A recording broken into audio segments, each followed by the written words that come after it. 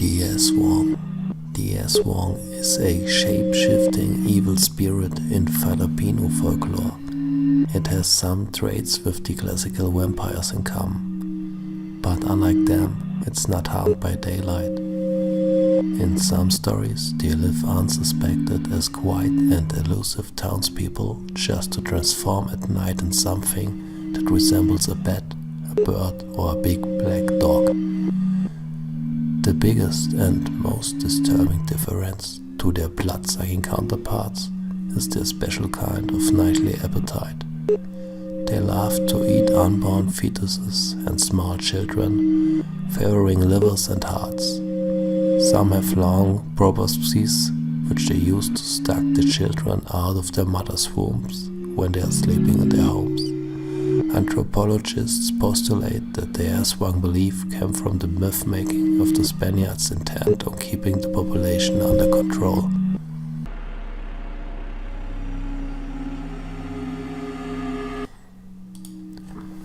The Dullahan. The Dullahan is a creature from Irish mythology. It reminds of the well-known headless rider, riding usually on a black horse, carrying their own head under his arm. It's not exactly a unique creature. Different versions exist.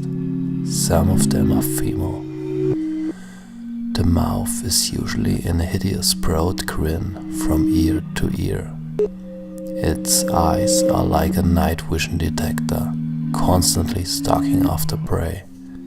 The spine of a human corpse is used as a horrific whip-like weapon. Its wing is adorned with funeral objects. It has candles and skulls to light the way. The spokes of the wheels are made from tough bones, and the wagon's covering is made from a warm shield, pall, or dried human skin. The Dullahan is associated with sudden death. The ancient Irish believed that where he stops riding, a person is due to die. He will call the person's name before.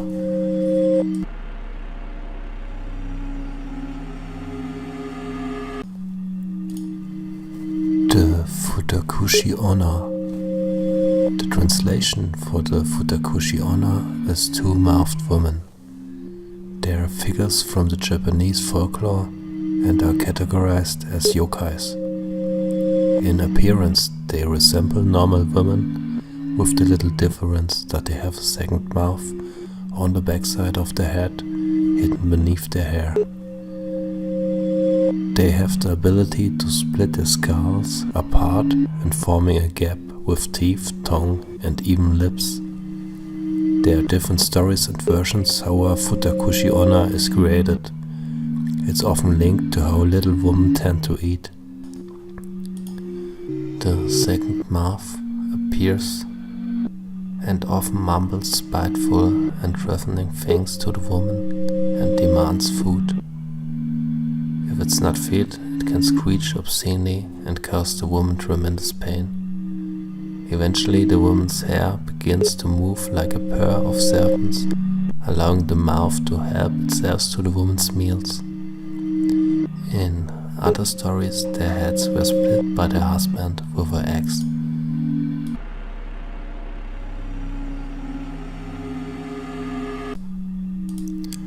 The Nuckelavee.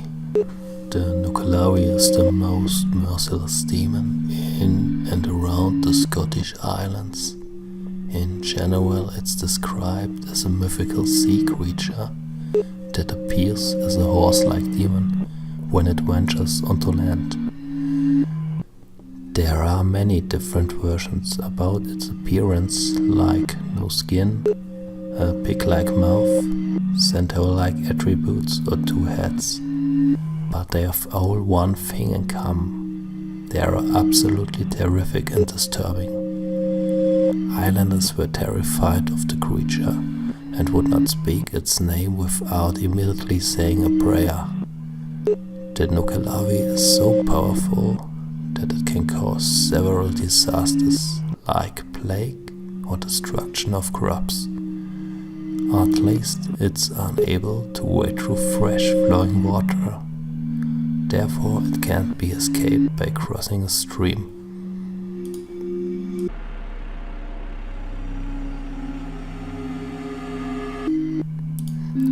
The Wendigo. The Wendigo is a mythical creature that is mostly known through popular culture. In Algonquian folklore, the Wendigo is a mythical man-eating monster or evil spirit native to the northern forest of the Atlantic coast and Great Lakes region of the United States. The Wendigo is part of the traditional belief system of a number of Algonquian-speaking people, including the Ojibwe, the Saulteaux, the Cree, the Naskapi, and the Innu people. Although description can vary somewhat, common to all these cultures is the view that the Wendigo is a malevolent, cannibalistic, supernatural being. They were strongly associated with winter, the north, coldness, famine, and starvation. The Wendigo is seen as the embodiment of gluttony, greed, and excess. Never satisfied after killing and consuming one person, they are constantly searching for new victims. According to some myths, humans can be transformed into Wendigos by two ways: being consumed by greed or staying in contact with them for too long.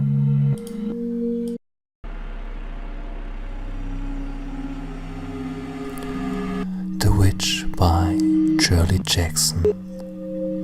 The coach was so nearly empty that a little boy had a seat all to himself, and his mother sat across the aisle on the seat next to a little boy's sister, a baby with a piece of toast in one hand and a rattle in the other.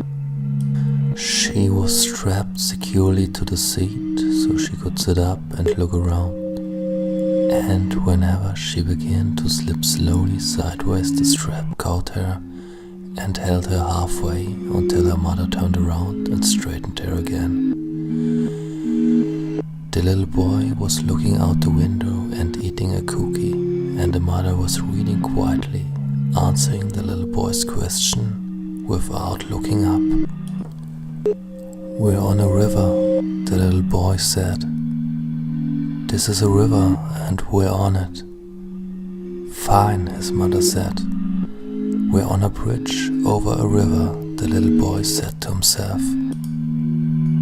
The few other people in the coach were sitting at the other end of the car. If any of them had occasion to come down the aisle, the little boy would look around and say, "Hi," and the stranger would usually say, "Hi" back, and sometimes ask the little boy if he were enjoying the train ride, or even tell him he was a fine big fellow. These comments annoyed the little boy, and he would turn irritably back to the window. "There is a cow," he would say, or something. "How far do we have to go?" "Not much longer now," his mother said each time.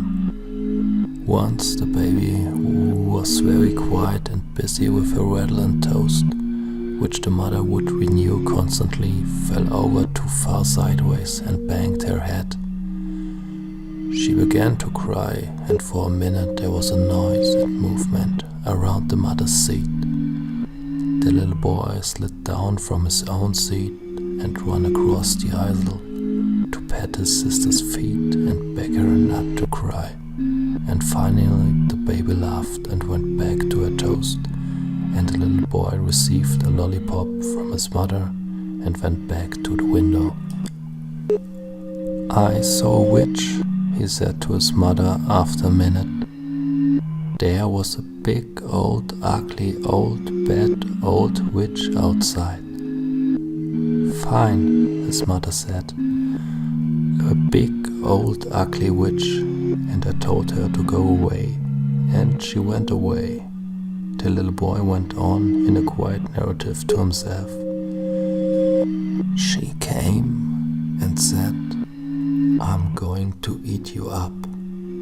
And I said, 'No, you're not.' And I chased her away, the bad old mean witch." He stopped talking and looked up as the outside door of the coach opened and a man came in. He was an elderly man with a pleasant face under white hair. His blue suit was only faintly touched by the disarray that comes from a long train trip. He was carrying a cigar, and when the little boy said, "Hi," the man gestured at him with the cigar and said, "Hello yourself, son." He stopped just beside the little boy's seat and leaned against the back, looking down at the little boy who craned his neck to look upward. "What you looking for out that window?" the man asked. "Witches," the little boy said promptly. "Bad old mean witches." "I see," the man said. "Find many?" "My father smokes cigars," the little boy said. "All men smoke cigars," the man said. "Someday you'll smoke a cigar too." "I'm a man already," the little boy said. "How old are you?" the man asked. The little boy, at the eternal question, looked at the man suspiciously for a minute and then said, 26, 840-80. His mother lifted her head from the book. 4, she said, smiling fondly at the little boy. "Is that so?" the man said politely to the little boy. 26. He nodded his head at the mother across the aisle. "Is that your mother?" The little boy leaned forward to look and then said, "Yes, that's her." "What's your name?" the man asked. The little boy looked suspicious again. "Mr. Jesus," he said. "Johnny," the little boy's mother said. She caught the little boy's eye and frowned deeply. "That's my sister over there," the little boy said to the man. "She's 12 and a half. "Do you love your sister?" the man asked. The little boy stared, and the man came around the side of the seat and sat down next to the little boy. "Listen," the man said. "Shall I tell you about my little sister?" The mother, who had looked up anxiously when the man sat down next to her little boy, went peacefully back to her book. "Tell me about your sister," the little boy said. "Was she a witch?" "Maybe," the man said. The little boy laughed excitedly, and the man leaned back and puffed at his cigar. "Once upon a time," he began, "I had a little sister, just like yours." The little boy looked up at the man, nodding at every word. "My little sister," the man went on, "was so pretty and so nice that I loved her more than anything else in the world. So shall I tell you what I did?" The little boy nodded more vehemently, and the mother lifted her eyes from her book and smiled, listening. "I bought her a rocking horse and a doll and a million lollipops," the man said. "And then I took her and put my hands around her neck, and I pinched her and I pinched her until she was dead." The little boy gasped, and the mother turned around, her smile fading. She opened her mouth and then closed it again as the man went on. And then I took and I cut her head off and I took her head. Did you cut her all in pieces? The little boy asked breathlessly. I cut off her head and her hands and her feet and her hair and her nose, the man said, and I hit her with a stick and I killed her.